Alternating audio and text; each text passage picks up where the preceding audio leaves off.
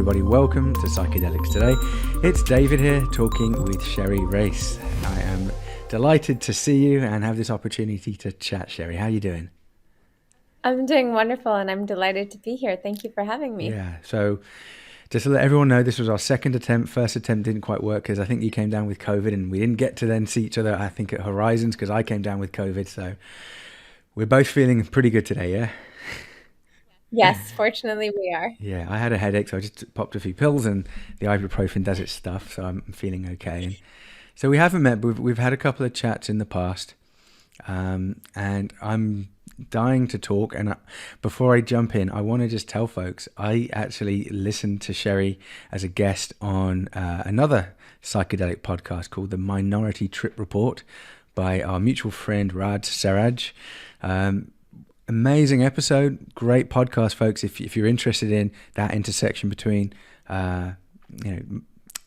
diversity, inclusion, minority voices, and the psychedelic space. So, thank you, Rad. And there were some quite fun pieces I hope to include in here as well, Sherry. So be warned.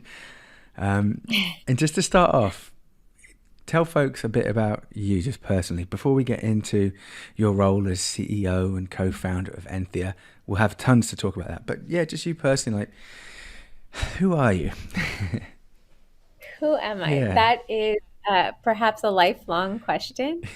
But I am from Toronto originally, a very proud Canadian, and I'm the daughter of immigrants. My dad is from Pakistan and my mother is from Tanzania, and that's definitely shaped my life. And I'm also an avid runner, uh, very obsessed with running, one could say. I tend to run half a marathon every day and a marathon once a week. So that's a fun Oh my fact about God. me. And we all have our vices, I guess. And I am very addicted to chocolate and bread. It's probably why I run so much. So I cannot go one day without eating chocolate. So there's a little bit about me. Okay, love it. And I guess a quick question, do you put chocolate spread on bread or do you keep the two things separate? Separate. Separate, right. Interesting. Nothing on bread. Bread is holy. It has to be eaten on its own. Chocolate's amazing. We just went to Costa Rica for our 10-year wedding anniversary, my wife and I, and we went to actually like a shop that just makes chocolate bars out of cocoa that's just picked from the mountains. And chocolate's a beautiful plant. It's just such an exquisite, thing. You can Yeah, make so many different types out of it. it's a lot of fun to make. I'm glad you had that experience. Yeah.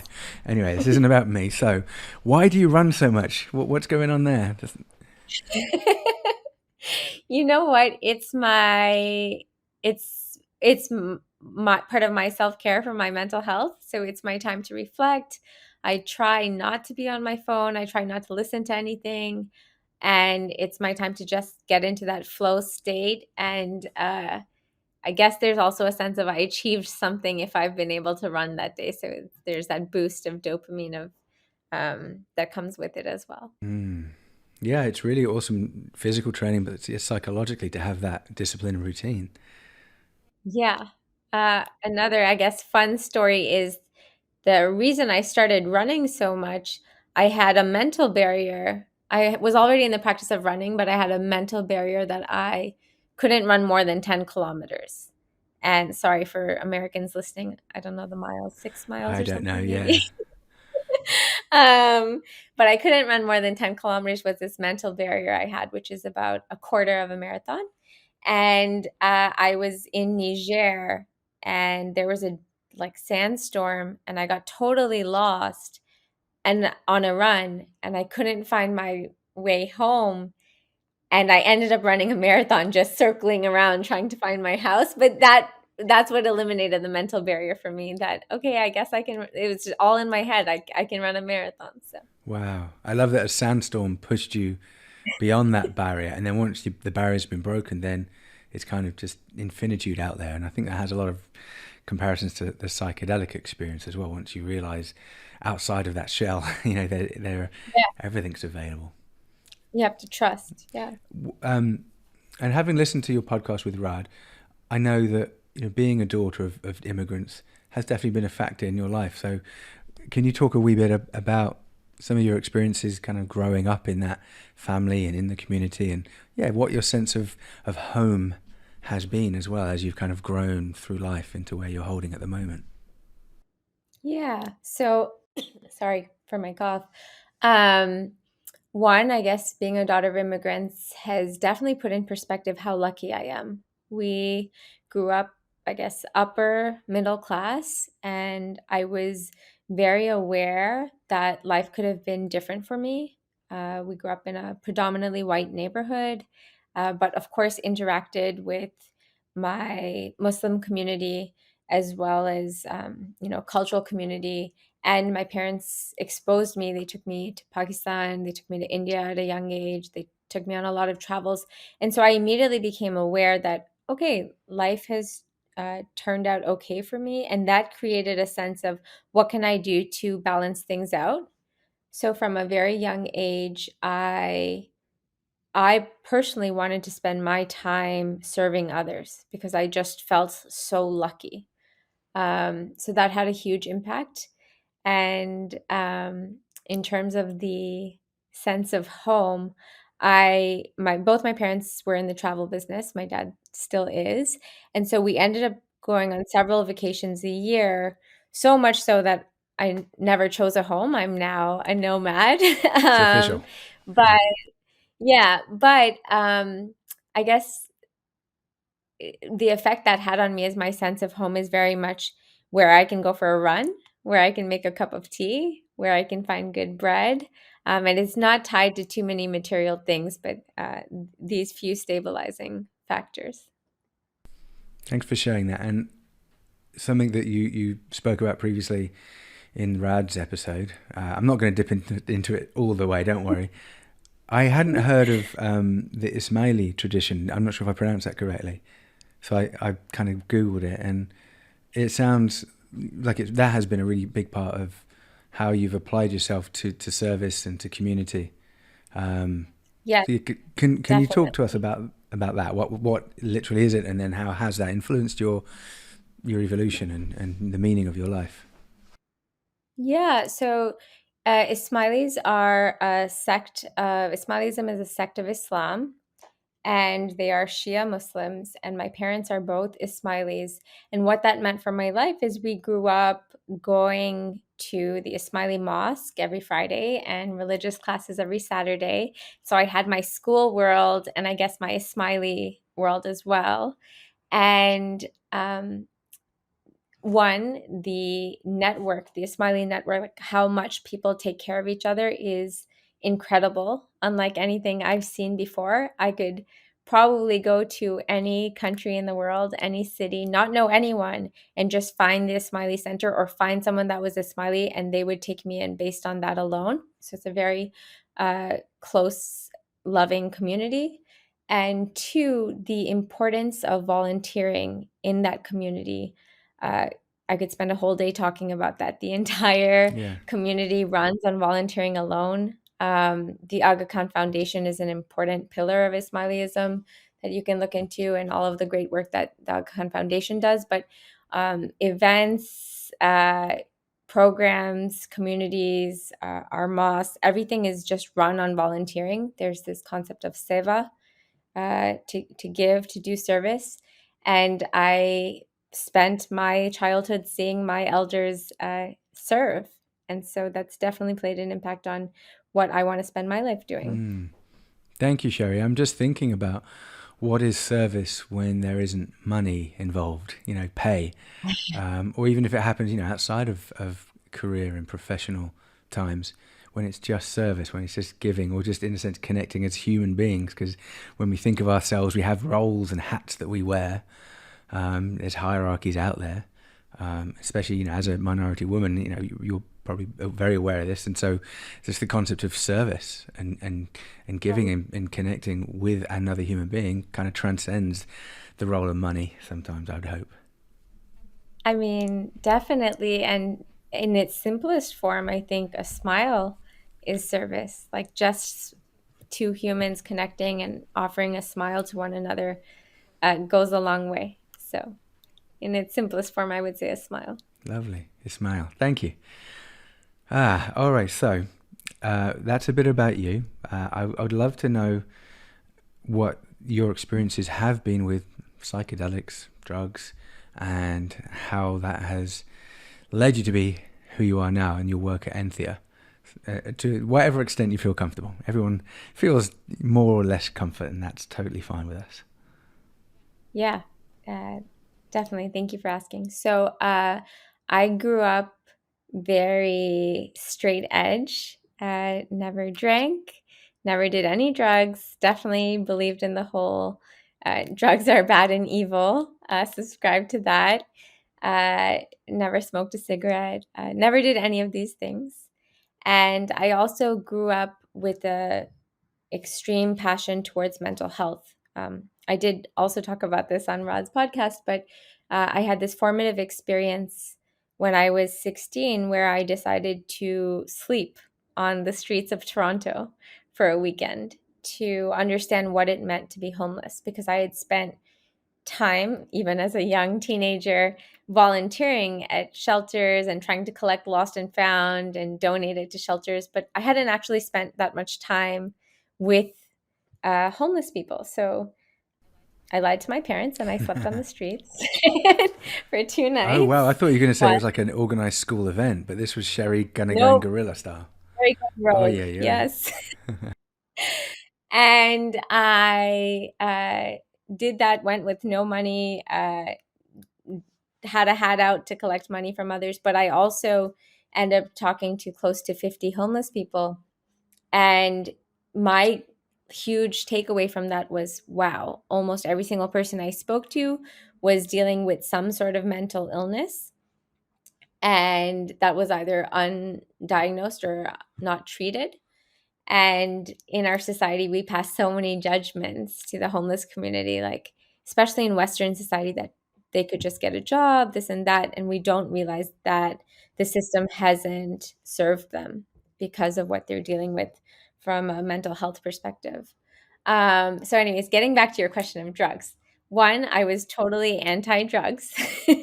And two, I had this transformative experience when I was 16 that exposed me to the importance of mental health. And that led me to actually do my undergrad degree in neuroscience because I wanted to serve others by understanding mental health policy and developing mental health policy and creating awareness around this. So, my undergrad ended up being in neuroscience. And in that time, I had no exposure to psychedelics. It didn't come up once in my undergrad degree, even forget just personally or recreationally, even academically. I never came across a study.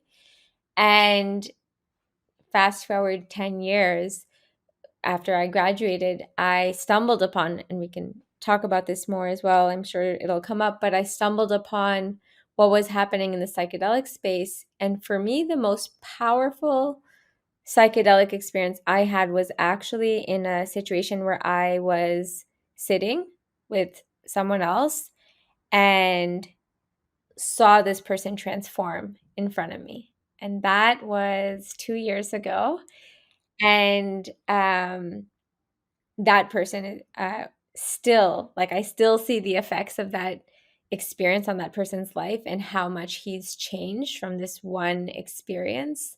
And I've never seen anything like it. It was the most beautiful thing I've ever witnessed. Wonderful. That does keep coming up as the most kind of powerful indicator about why people either use psychedelics themselves because they've seen other people they know and love use them and it's helped them. So they're like, oh, maybe it can help me too, or just to talk to people about it kind of out in the open. Their employers, for example, family members around the Thanksgiving table. Yeah, Yeah. having those experiences. So that really affected you. What was your assumptions before kind of you saw your friend going through that transformation? I mean, I had already, when this happened, I had already been exposed to psychedelics. I had already started working in the space. I had already done my training at CPTR, like the CPTR training at CIIS, which is the Certificate in Psychedelic Therapies and Research. I had already been a part of the Boston Psychedelic Research community. So I had a lot of exposure personally and professionally to the psychedelic space, and I had heard many stories and read lots of papers and several books, but in person witnessing someone that I cared about transform like that, it's kind of beyond words. Uh, and I think it's even different than when one goes on their own personal psychedelic journey or experience. I mean, that's a beautiful experience as well. But just seeing someone uh, open like that, yeah, Yeah, especially when it's someone that's that you know and are close to as well. It feels something really powerful inside, and it's so different to the research. So you've done the studying at CIIS already. You're part of the Boston yes, Psychedelic Research Group, I think you said, yeah. yes, So yeah, that's good. That's kind of community and education, academic. But yeah, kind of really tangible being around someone that's healing, and I guess it ties in nicely with your work at Enthea around kind of who can actually get these treatments legally and affordably as well.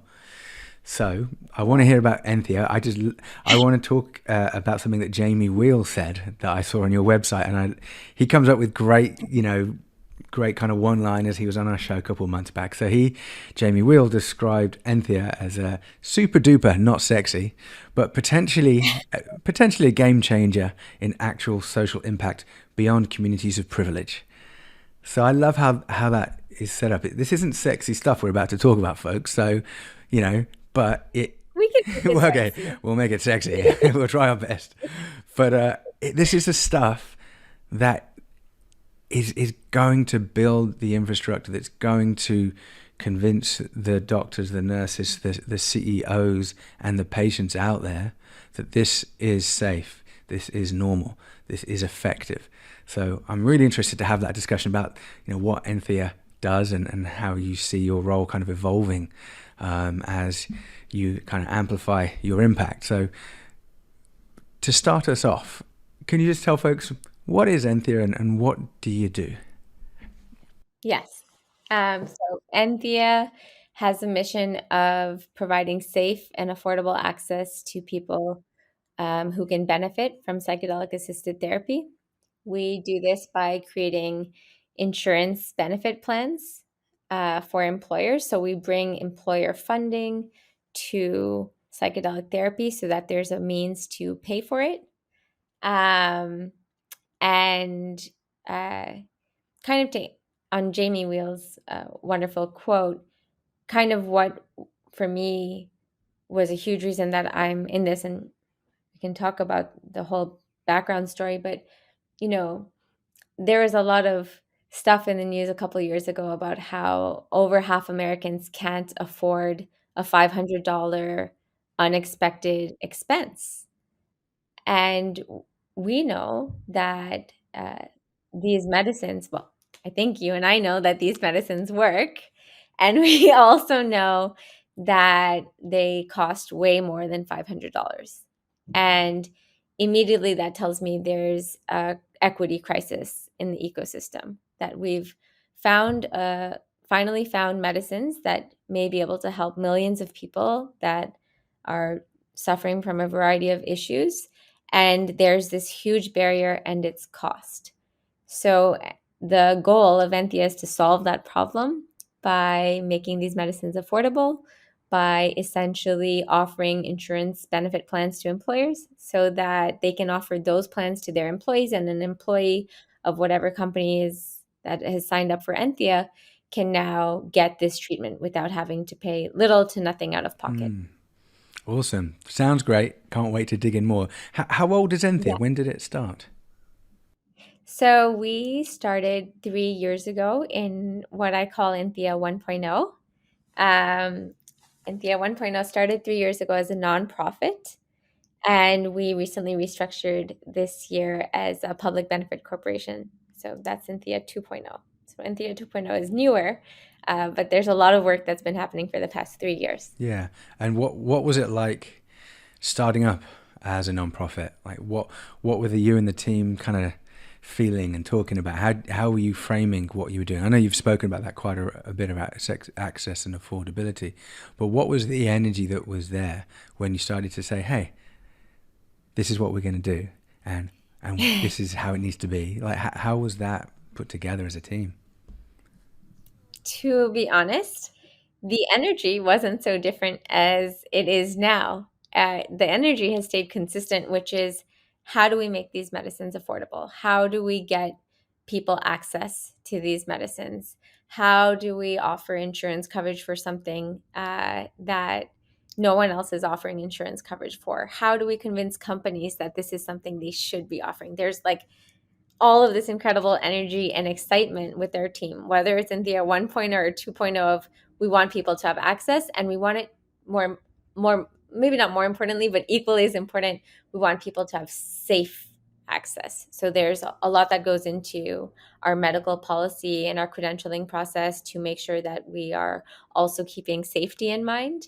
But that's been the energy consistently. What's changed is where does the money come from to fund this and fund our operations? That's really what's changed between 1.0 and Yeah. 2.0. And the reason I asked the question about the energy is because this is quite a gargantuan calling. We're talking about 50 states here, and providers and insurance plans, and in all of those 50 states. So I know you're picking and choosing your target states and clinics and providers to start with, but it's a huge area of work, and I love that you're not shying away from that. Like you're biting off something that it just has to be fixed, and so if you don't do it, who will? And it's just, if it's not fixed, then it just slows down. How many? Literally, it could slow down by a year or two when we get to that, say, 100,000 people that use ketamine, or that use, say, MDMA once that gets reclassified. And I'm thinking, if we can speed up by a year, say 100,000 more patients get this treatment in that year, so it happens by, say, 2025, 26 instead of 26, 27, 28. That's a lot of suicides we're preventing. That's a lot of depression and illness, a lot of PTSD that we're resolving earlier, a lot of, even addiction treatment. I'm really interested in that for ketamine therapy. So I'm sensing what you're doing is part of that, just to speed up the scaling and to do it now rather than just wait. Okay, yeah, now we've got more data, or now that we've got, MDMA has been reclassified by the FDA, now we're going to start building infrastructure. So I guess kudos for taking a bite in the early days. Yes.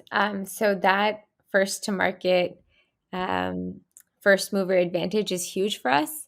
And not only in a business sense, like the first mover advantage is this wonderful business term that, okay, we don't have competition and you should invest in us because no one else is doing this. But forget about that for a second.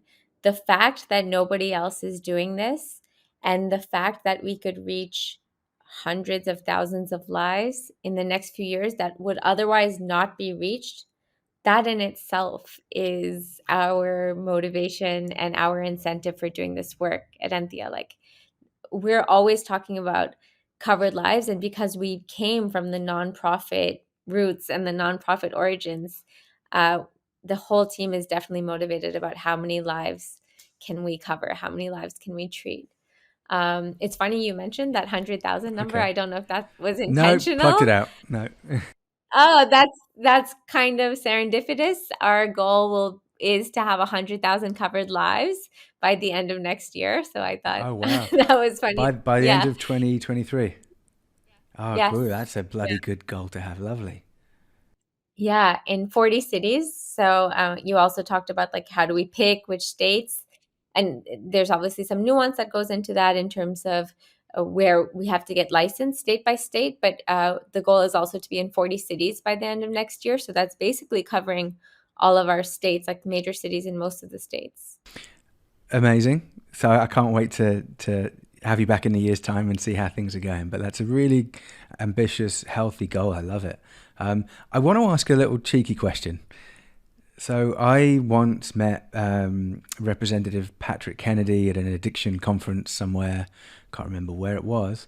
And he's actually in recovery himself, Patrick Kennedy. And he is in long-term recovery and sobriety. And he has taken, I think for the last 15 years or so, the mantle of mental health parity and addiction kind of equity. That's his act that came in 2008.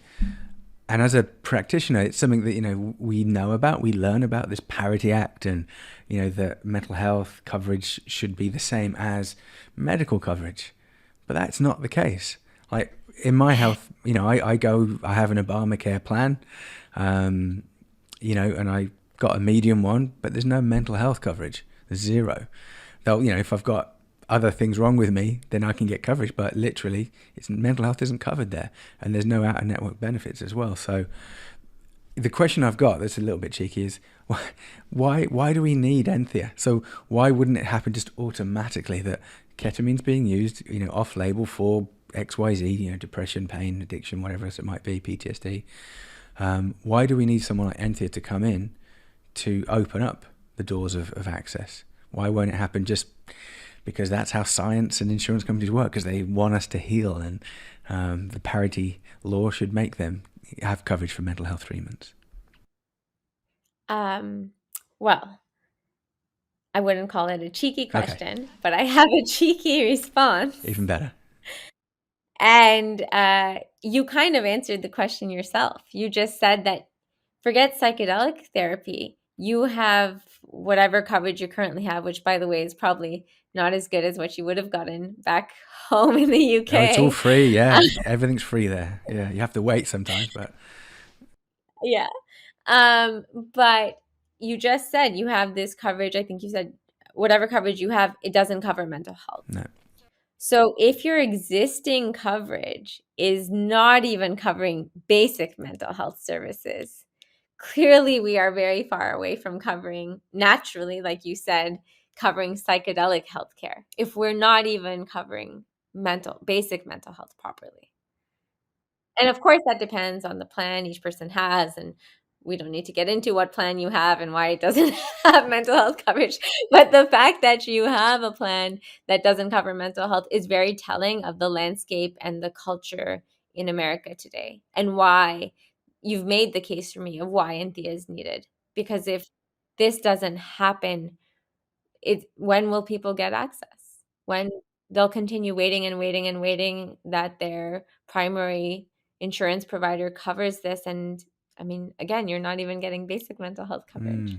And I guess it's making me think, why did I choose that plan? I could have chosen a more expensive one with, higher monthly premiums.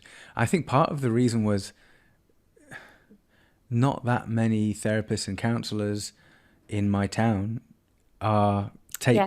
are in Yeah. network, are take the insurance. So they're Yeah. out of network. So I don't even get out of network benefits. So it's like I just pay privately, fee for service. Yeah, and that's another thing that we hope to correct with Enthea and how we do business. You're making all my points for me. This is wonderful. Sorry about that. Um, you're right that most mental health providers in the US don't even take insurance. And the reason that they don't take insurance is historically, insurance has tried to drive down their rates. So negotiate too hard and take too long to reimburse them. So it just makes more sense for most therapists. They need to earn a living to charge the rate they're supposed to charge and get paid adequately for their time and get paid right there and then rather than having to wait months to be reimbursed. And so that is a huge part of what we're doing at Enthea. We treat our providers with respect and care, and we're building a trusted provider network, which means our employers and our patients can trust that they're going to a provider that's been vetted and credentialed. But our providers are also excited to come on board because they know that we're not going to try to negotiate their rates down too much. We want to pay them fairly for their time, and we'll also reimburse them in every 2 weeks or whatever we agree with them, but it'll be as often as possible. So providers will join your network. They'll apply, and I saw the application forms so that they can be approved just as a therapist that's offering, say, harm reduction and integration work. Would that meet the criteria for a practitioner, or is it more just for the actual administration of say, ketamine? Yeah, so right now we are bringing providers in network providers/clinics that can offer the full suite of services, meaning everything from the medical evaluation, psychiatric evaluation, prep sessions, medicine sessions, and integration sessions. We are open to bringing on providers as we grow. We may face this bottleneck of needing providers who just offer integration and just offer therapy post the medicine session, or we might need providers who just do the medicine component, but right now we are looking at providers that offer the full suite. Again, that's open to changing. And we have a whole credentialing process that I can talk about if that's Yeah, go interesting ahead, to because you. a lot of people that listen to this are practitioners in the space. So yeah, let's dive in.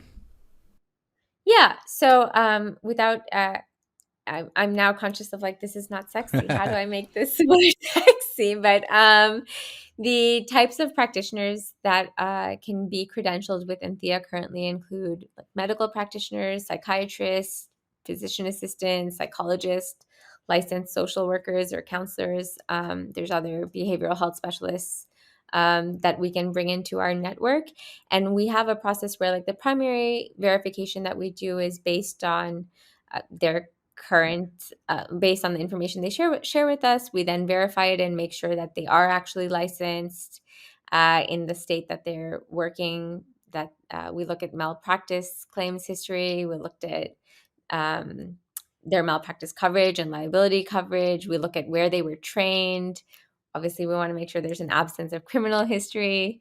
We look at with ketamine-assisted therapy, what work have they done offering ketamine-assisted therapy, and we kind of take all of these data points together and more, and then bring them within network. So there's a whole process, and it takes about 30 days, I'd say.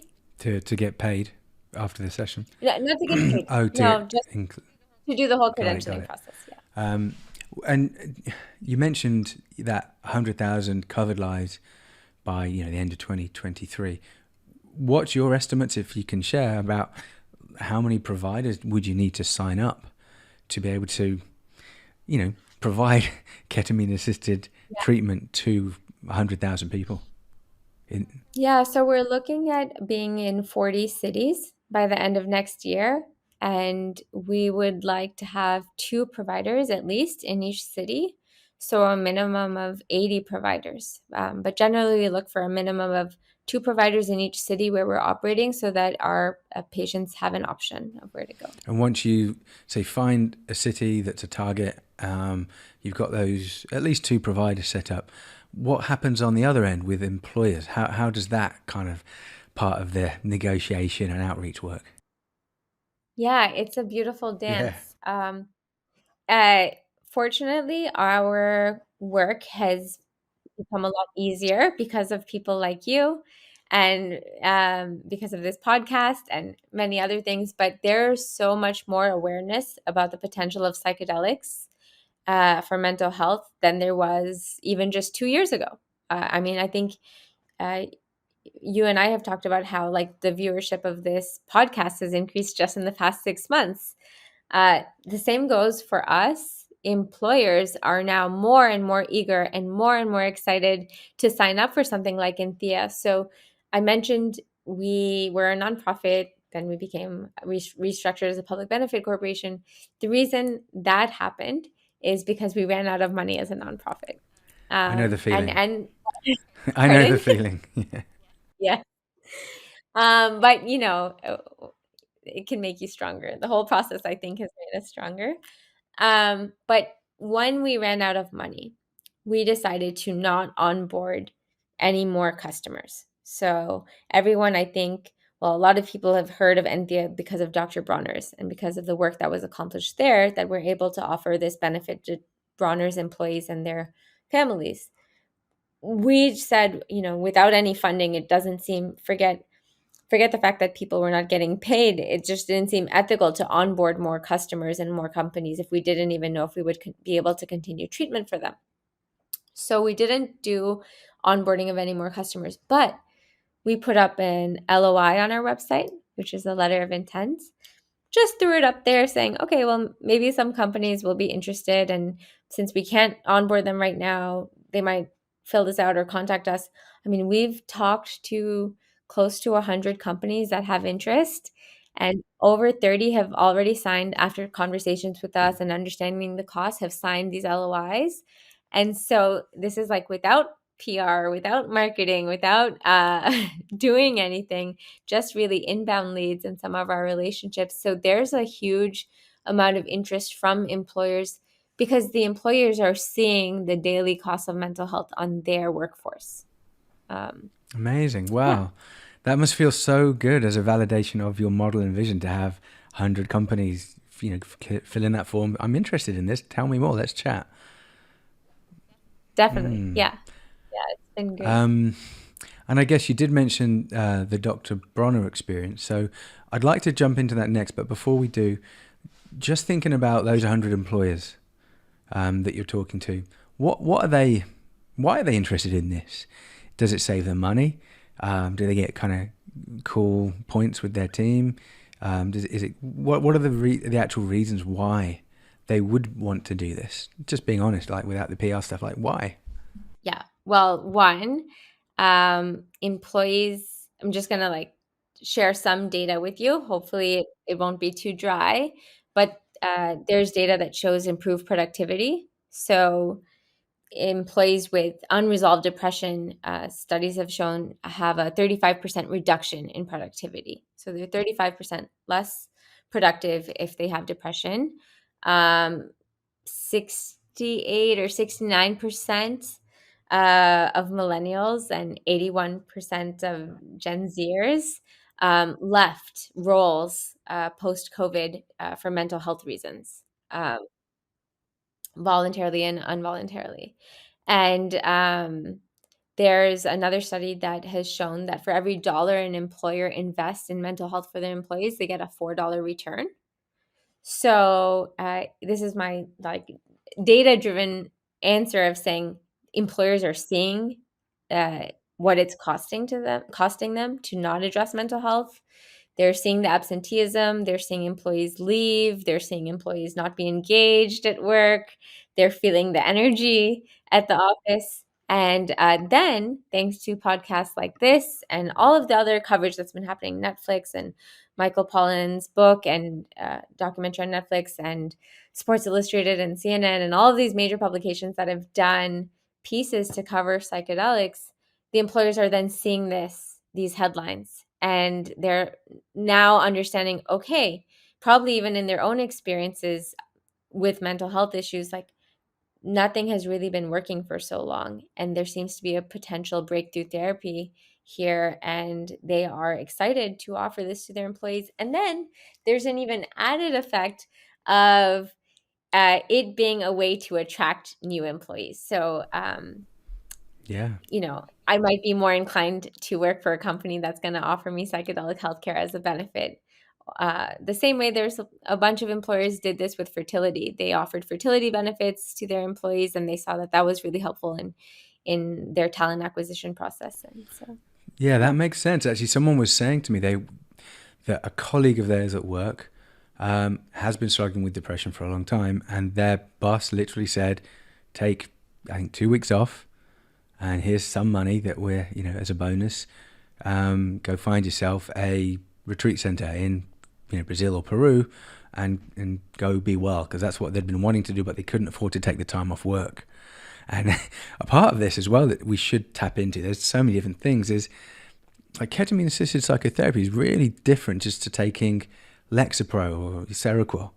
When you pop it in the morning yeah, and then you carry on like so. Really, people are going to need to have at least half a day, if not a full day, just to not worry about work and Slack and emails and phone calls, just to put that down. And that itself needs your boss to say, "Hey, David, take the day, have a great ketamine session, and just touch base with me tomorrow and let me know how you're doing."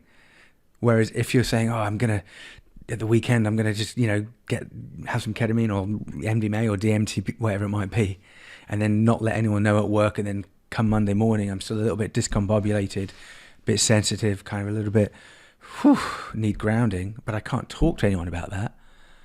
That creates quite an issue, doesn't it? If we have to keep it secret, and also just to have it supported. Yeah, Dave, go take half a day, go take a full day, and go be well and look after yourself, and then we'll see you later. I would love that kind of conversation to be more common in the real world. yeah. And so, one, when offering this benefit to employees, like this new benefit, what Enthea offers, it almost creates this spark of it becomes more normal to talk about mental health and to talk about the experience people are having with psychedelic therapy. So at Dr. Bronner's, there's a wonderful blog post that was done. I will share it with you. It's a wonderful read from people at Dr. Bronner's who have done the ketamine assisted therapy, and they are sharing how it's impacted them. But just creating that blog piece, forget the blog piece, just going into the office and being able to talk to your colleagues of like, hey, or have you tried the ketamine assisted therapy? Like, it's offered now. Like, that's if that's what's happening in cafeterias. I'm imagining cafeterias. I work remotely and I'm a nomad, but if that's what's happening in office spaces right now, where people get to talk to each other as a result of Enthea, people get to talk to each other of like, hey, have you tried that new benefit? It normalizes this, and that's a huge barrier that we, I think, help overcome.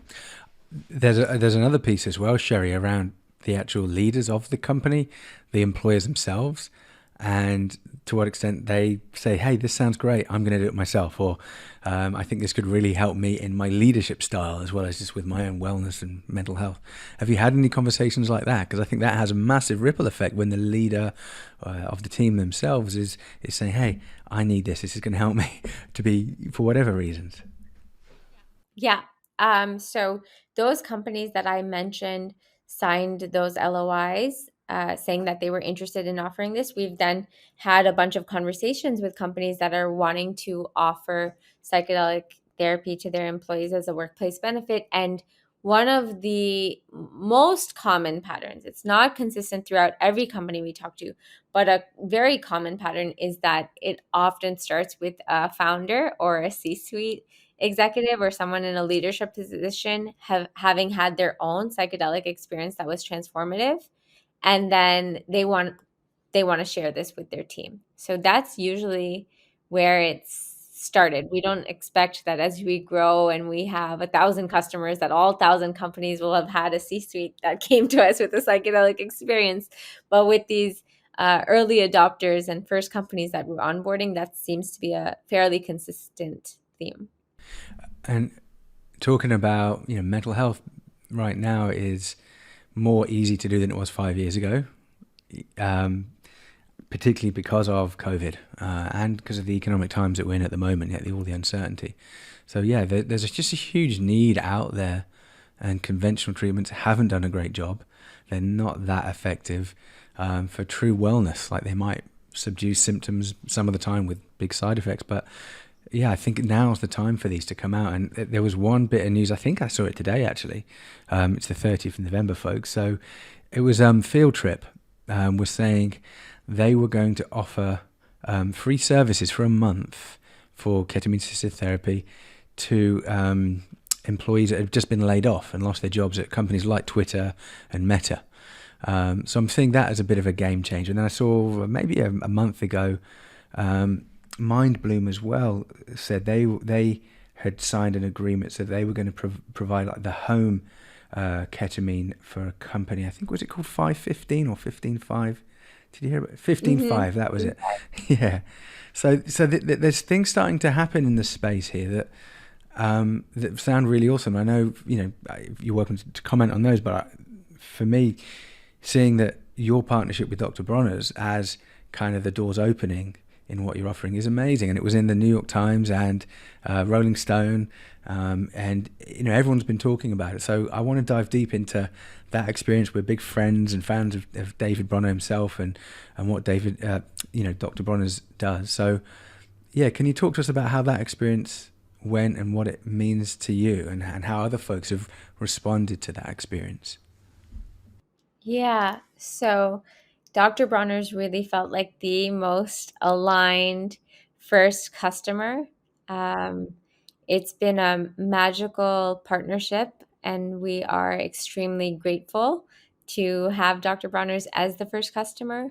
There was interest from Dr. Bronner's even before, let's go back to Enthea 1.0. Dr. Bronner supported us through donations, initially a little bit financially. They've been advocates and supporters of our work and what we're trying to do. And David Bronner speaks openly about the importance of mental health and the importance of psychedelics for mental health. He's a huge champion in that space. So it just seemed like the most perfect fit. And I will say that the provider, Flow Integrative in San Diego, the provider that we're using to serve most of Dr. Bronner's uh, employees, Christy Myers, who's the founder of Flow, similarly, it was this serendipitous. We met her and spoke with her, and we're like, okay, she gets it.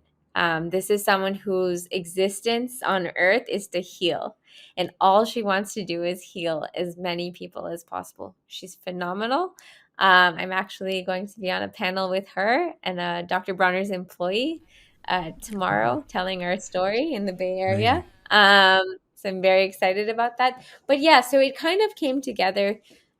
Of course, in the background, there was a lot of work involved in terms of developing our medical policy and our credentialing process and growing our team and making sure we had the back office operations to serve Bronner's and then potentially more customers. But it came together, I would say, very magically in a way that made sense. And the effects, as you mentioned, have just been so beautiful. There's obviously the press coverage that came about it, but it also just felt right. Like Dr. Bronner's feels like the best first customer. We've gotten so much inbound requests for information and leads based on that, and then just seeing them flourish. So typically, we expect in a workforce 2% maybe of employees, very conservatively expect 2% of employees and their adult dependents to be to use the benefit, to sign up for ketamine assisted therapy if it's offered to them. But with Dr. Bronner's, we've seen 8% of the covered lives use the benefit, and that's also been great to see that kind of traction, and hear stories from people who have received the benefit and are feeling so much better.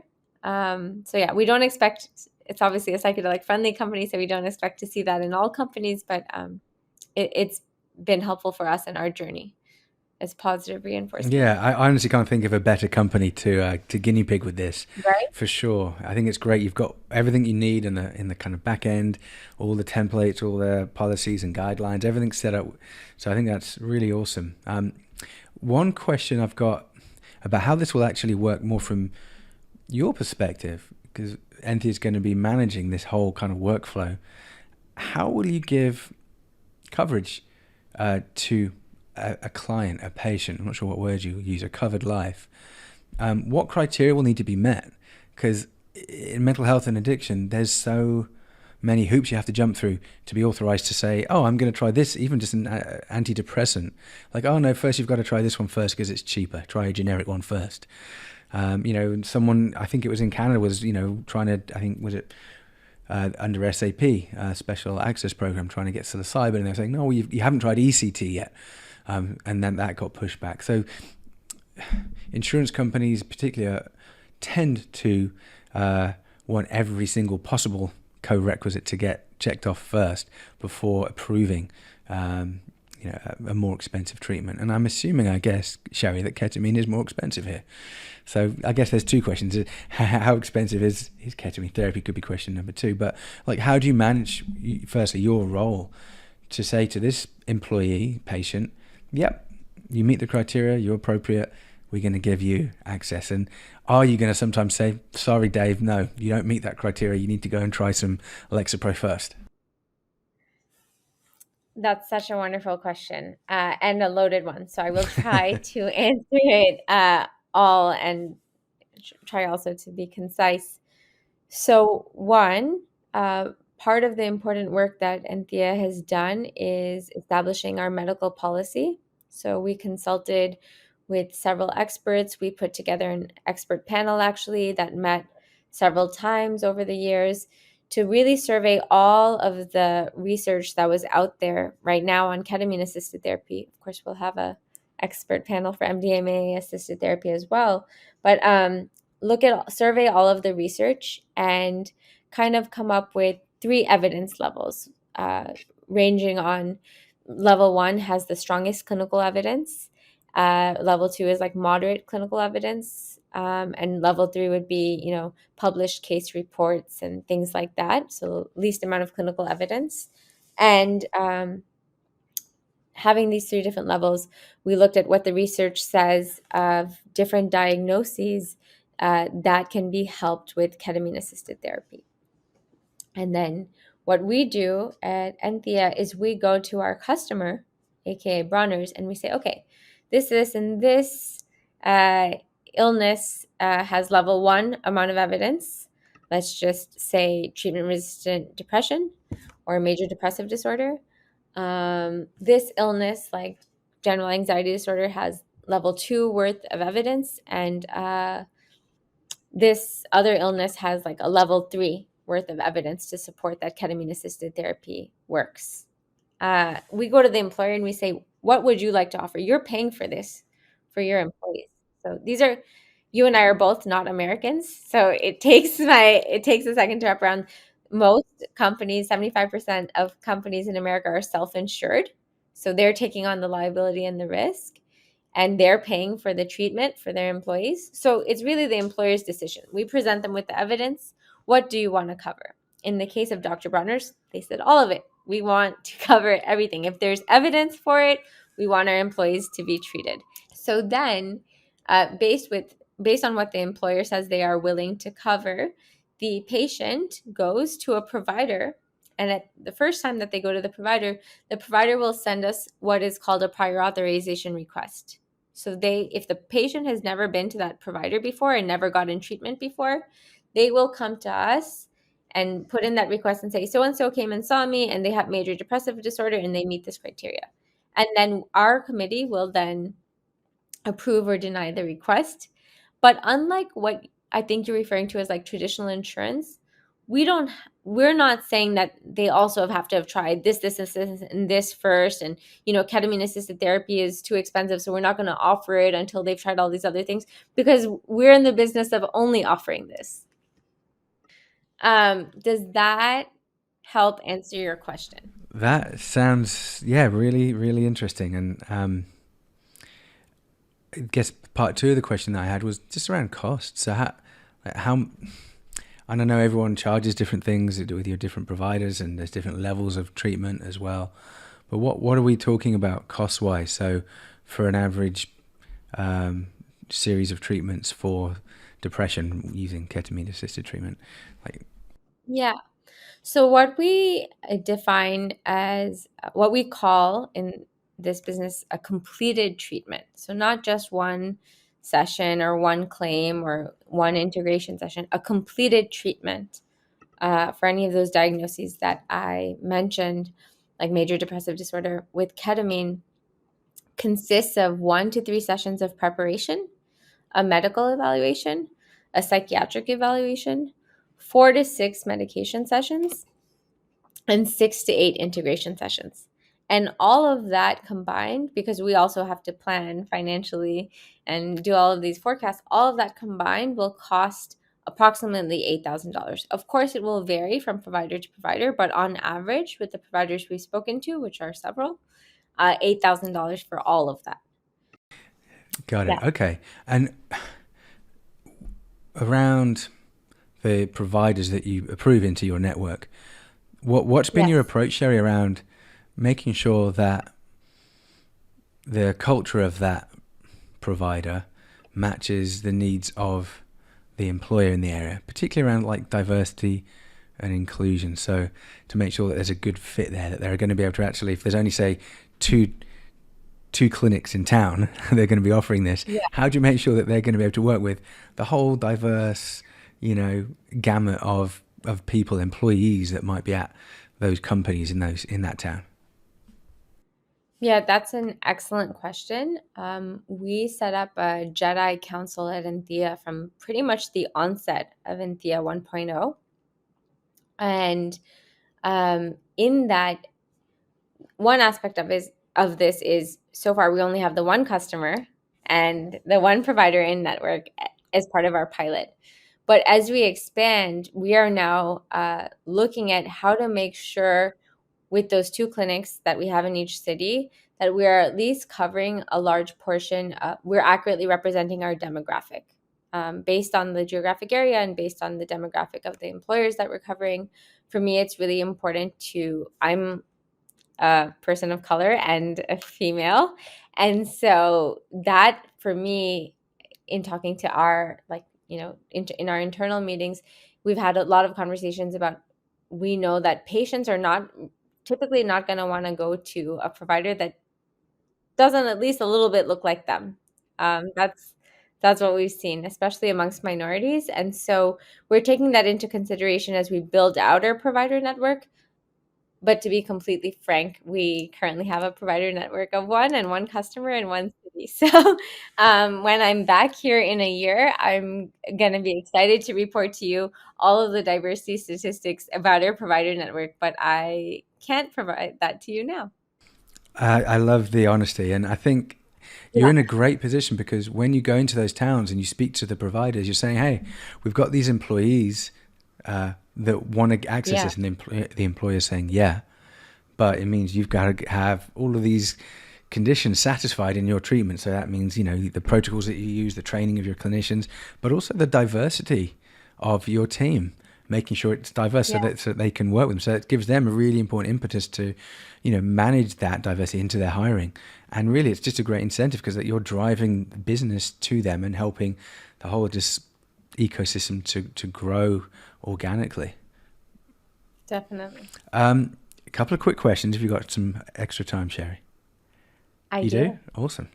All right, here we go. So we're just talking about ketamine-assisted treatment, but we haven't clarified yet, is that just IV? Is IM included? And what about Spravato or at-home ketamine? Companies like New Life and Mindbloom that we've mentioned already.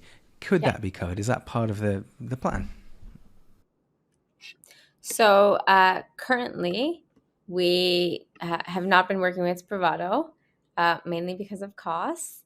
And two, we have not covered at home treatments, although we are big fans of New Life and have been talking with them on how we can partner. Um, we basically put safety first. And I mentioned that that's even in our mission statement. And so we look at what the evidence is in terms of safety and effectiveness for the different routes of administration, whether it's IM or IV or sublingual, et cetera, and the mode, whether it's in person or at home. And our medical policy is created in that way. And it's also forever evolving. So our expert panel continues to meet. I think they meet bi-monthly and review the new data because this is such a nascent field. And then they're able to advise us on, okay, we now feel comfortable covering at home ketamine. And honestly, looking at the data, I think that will be happening very soon for us, especially as we plan to grow next year. But I'm not the clinician or part of the expert panel, and we put this in the hands of the experts. Great. Oh, that was a really good answer because I think when we're talking about accessibility, at home ketamine could be really helpful for a lot of folks. One other question is around MDMA assisted treatment. Yes. So everyone's talking about it, and MAPS just said recently they're probably looking to have it commercialized and ready to go Q1 2024. So what are some of the discussions either that you've had with MAPS or that you're having with your expert panels around how to kind of plan out for this mass rollout of MDMA assisted treatment nationally? Yeah. So there's a lot of components to that. One, we are working fairly closely with MAPS.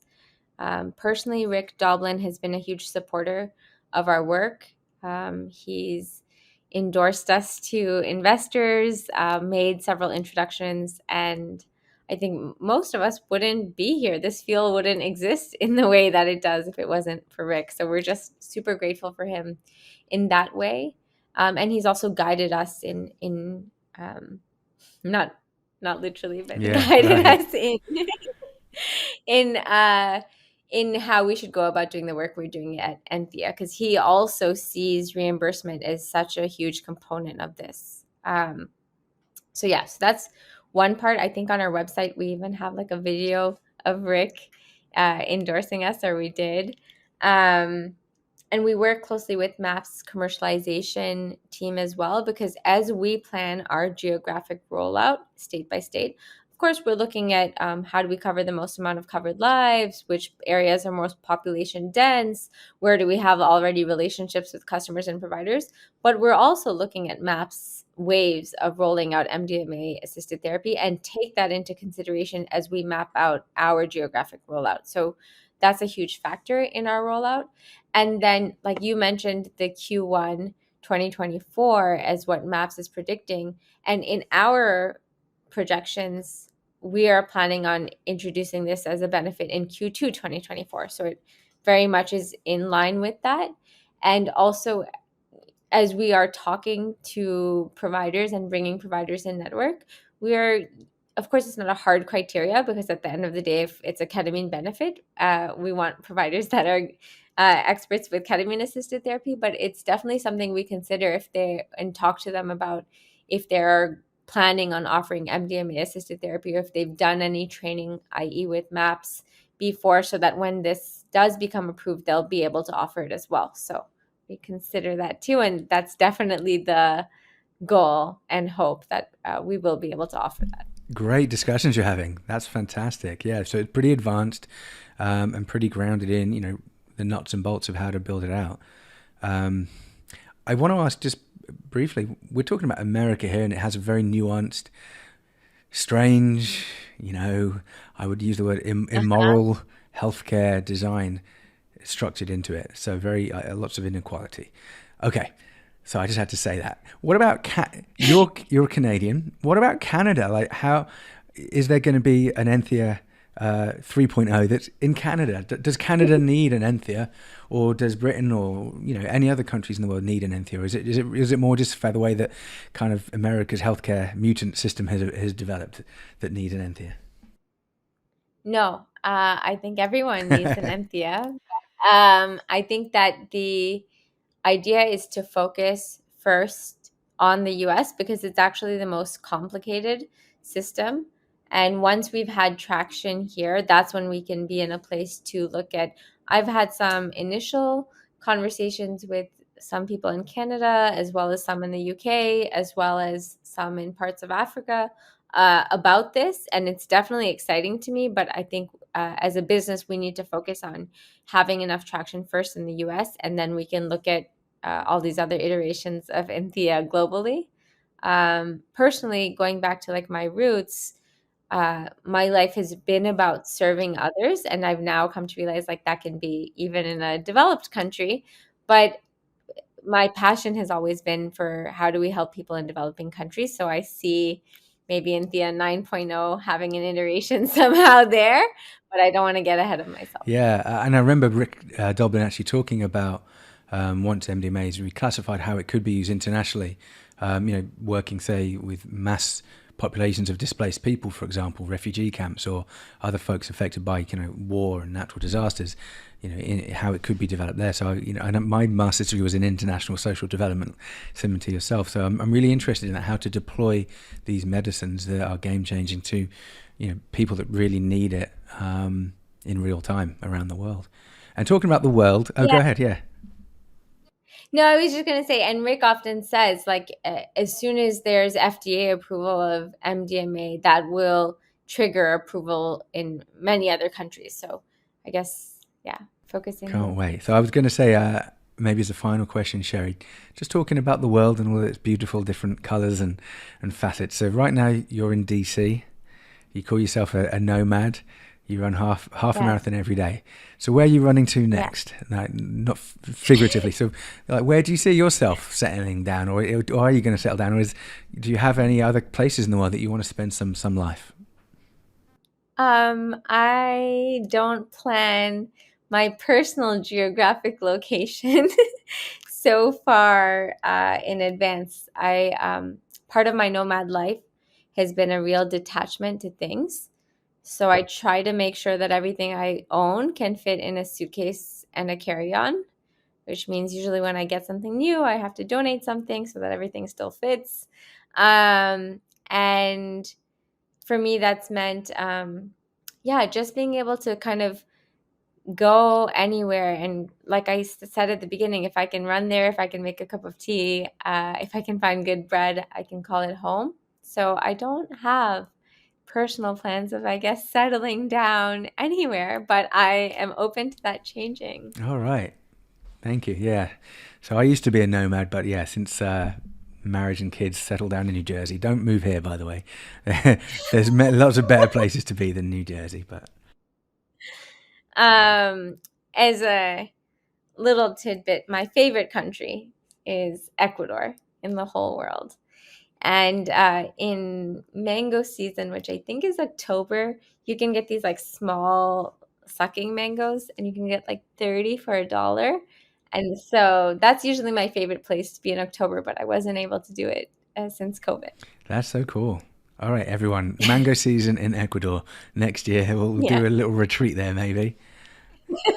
Mango. Yes. Brilliant. All right. Well, this has been amazing. Like, we've been talking for ages. I want to just check in. Is there anything we didn't get to talk about? Anything that's kind of been stirred up that you want to mention? Yes, there is one thing. I mentioned Enthea 1.0 to Enthea 2.0 and us switching to a public benefit corporation, and that allowed us to get investor funding. So I do want to say that we're so grateful. We are only able to do this expansion and roll out to 40 cities next year due to our investors. We've successfully done a seed round of $2 million, and that was led by Tabula Rasa, who we're extremely grateful for, and also grateful for our other investors, including Mystic Ventures, as well as Mike Cotton. He's been a huge supporter, actually, of even Enthea 1.0. So I just wanted to express gratitude, because we wouldn't be able to do this if it wasn't for them. Yeah. Unfortunately, things require money. Really awesome to give thanks. So, yeah, I appreciate that. And I want to give thanks for being on our show, and thanks for doing what you're doing with Enthea. That is, going well, 100,000 people within a year, and really impacting just the conversation that normal people, we all are having around, psychedelics and healing. So thanks a lot, Sherry. Thank you so much, Dave. It was lovely chatting with you. It was. All right, until the next time, Sherry, and thanks for listening, everyone. This is David Drapkin with Sherry Rais of Enthea. God bless.